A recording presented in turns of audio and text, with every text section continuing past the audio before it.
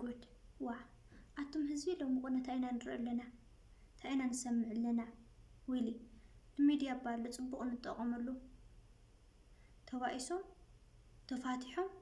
ተዓሪቆም ተወጭሮም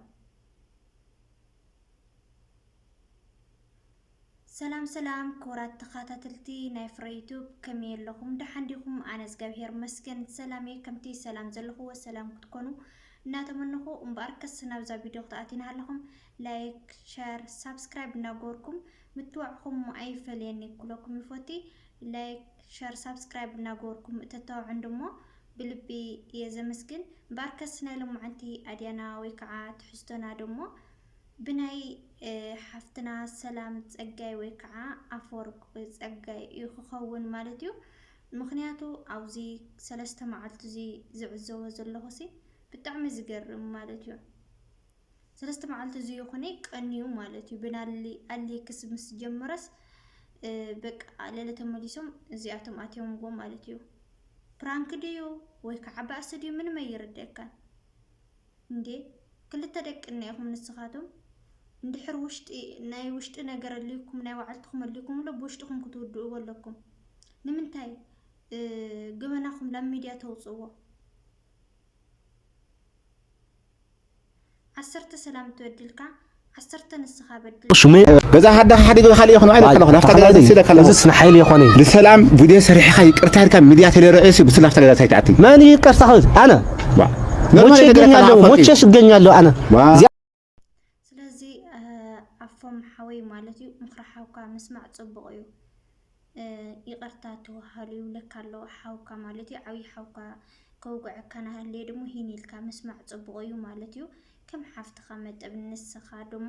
ዋላ ንሳ ናበደለት ናህለት ንስኻ ማለት እዩ ይቅርታ ክትብላ ግድን እዩ ሰብስ ዘይጋገዝ ዘይዕንቀፍ የለን ግን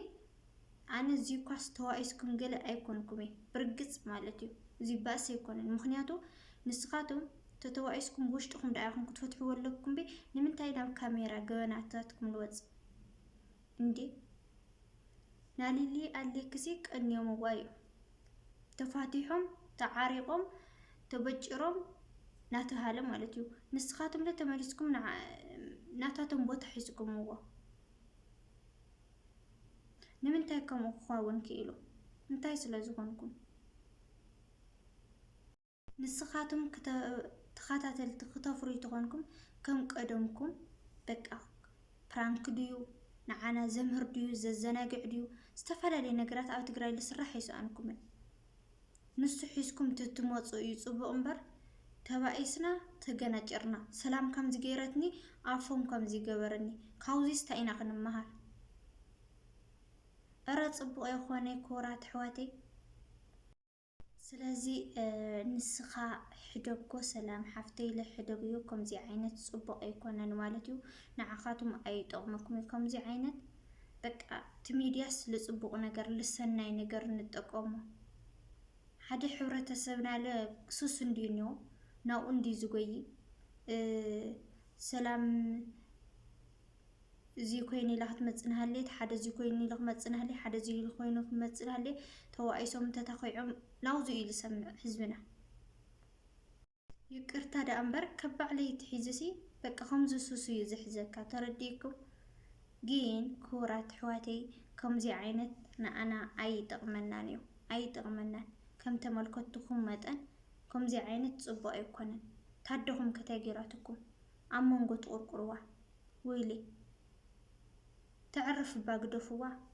سلام بهوا سلازي كورات حواتي مالتيو ازي كمزي عينت ولا برانك يكون قلي يكون صبو يكون ميديا كتعبت خوينكا بسناي نجر معواي صبو يو عندي بتعمي يقرميو انا سلام حفتي عنتو زلقاقط رئيي تخاتاتي لي ኣናይ ኣፈወርቅ ሓዊለ ዝለቀቆ ተኻታተለየ ግን ንምንታይ ጽቡቕ ኣይኮነን ከምዚ ዓይነት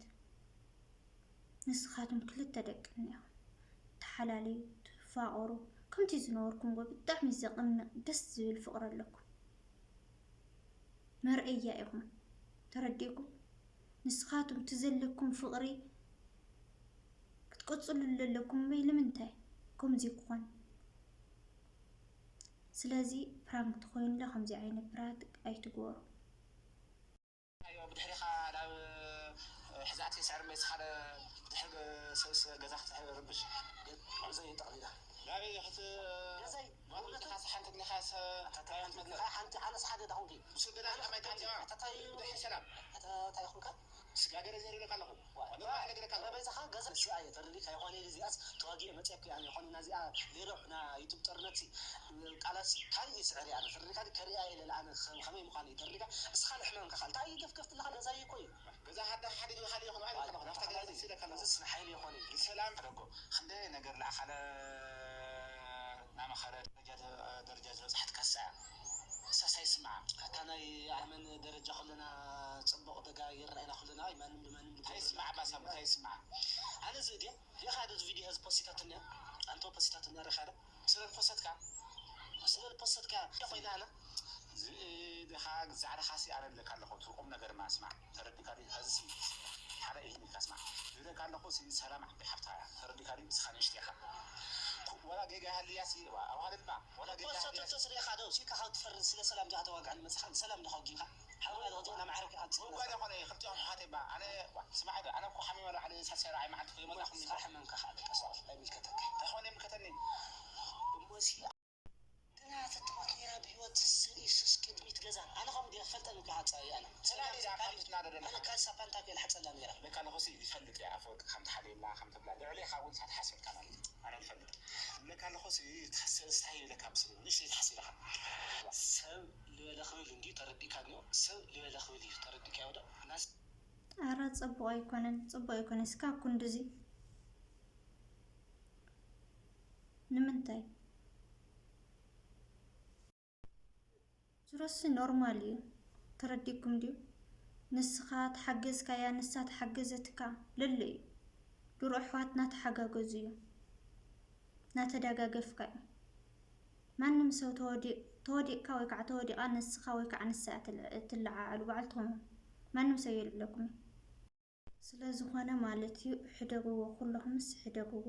ይቅርታ ተዋሃሉ በውሽጥኩም ማለት ይቅርታ ተዋሃሉ ከምዚ ዓይነት ነገር ለሚዲያ ተምጹ ባስ ተኮኑ በውሽጥኩም ፍትሕዎ ንምንታይ በቃ ማሃሪ አዘናግዕ ናና ዝጠቅም ነገራት ሒዝኩም እናተትመጹ ናና ደስ ይብለና ዘምሕዋቴ እና ኩራት ተኸታተልተይ በዝቅጽል በኻሊእ ቪዲዮ እስካብ ንመጽኩም ሰናይ ቅንያት ይኹነልኩም ናልኩ ንዚ ቻናል ላይክ ሼር ሰብስክራይብ ናጎርኩም ምትዋዕኹም አይፈለኒ ኩለኩም ይፈቲ አሁን ህልቆ ትዲ ድሙ ሕሙልናልካ ነርካ ምሕረተይ ወደልካ ኩረተይ ቻው